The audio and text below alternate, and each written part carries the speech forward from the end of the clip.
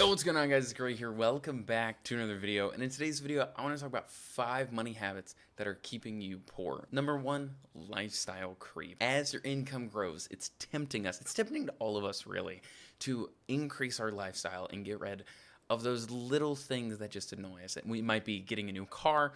We might be having fancier dinners, whatever it might be.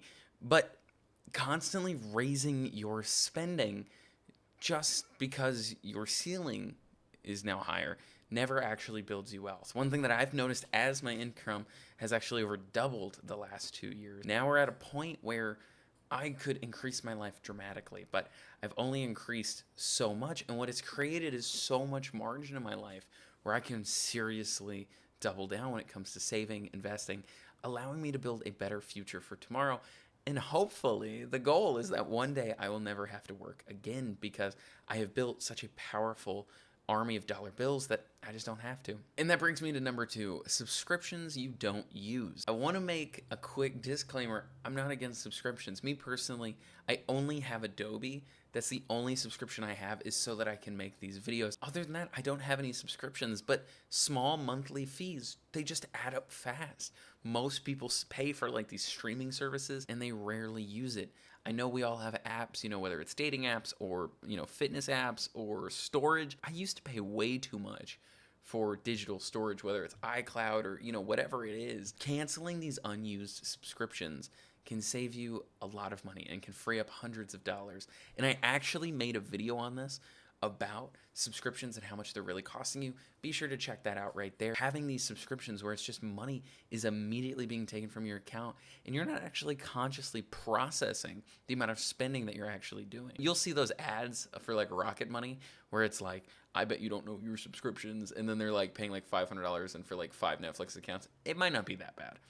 It might fix it, but it might not be that bad. But it can really free up hundreds of dollars and then reallocate that, whether it's into investing or saving or putting in a brokerage or whatever it might be.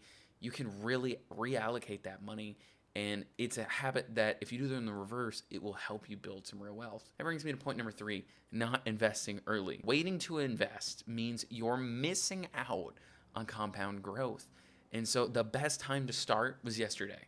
That's just a fact. But the second best time is right now. If you really want to build some wealth here in the modern age, an important way to do that is to always be investing. I've made plenty of videos on investing and various different things, but most importantly for you, focus on always be buying. Invest right now, every single month. Decide on either an amount, a percentage, whatever it is. Really focus on building something. I recommend, if you have the employer match, I recommend starting with that. And then after that, I really would focus on Roth IRAs. If you're under the age of 25, I can guarantee you, in air quotes, I'm just some financial guy on the internet, as somebody who's looked at the math, who's looked at the historical averages, and as an investor myself, there is a pretty good chance, almost guaranteed, that if you invest $100 a month from the ages of 25 to 65, you will retire at least a millionaire. One thing I can point out in my own experience is if you start with that $100, you probably won't end at $100 a month. You will probably start going up in your investments because you realize the power of investing, watching that number grow. That brings me to point number 4, emotional spending. Impulse buys, they just lead to stress, boredom, social pressure.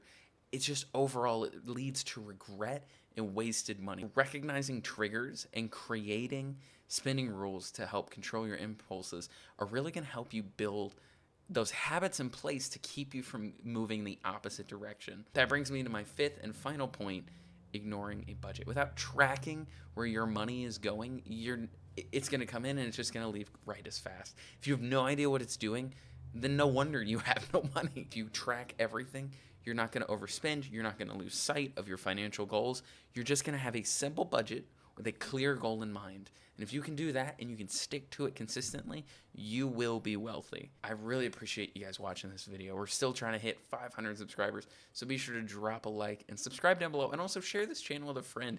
If you guys are really good on the finance journey, share those with them to hopefully bring them up. And if you guys are just starting out, if you found value in this channel, really appreciate it. If you guys subscribe and share with a friend, it means the world to me. Anyway, guys, thank you so much for watching. I'll see you on the next one. Adios.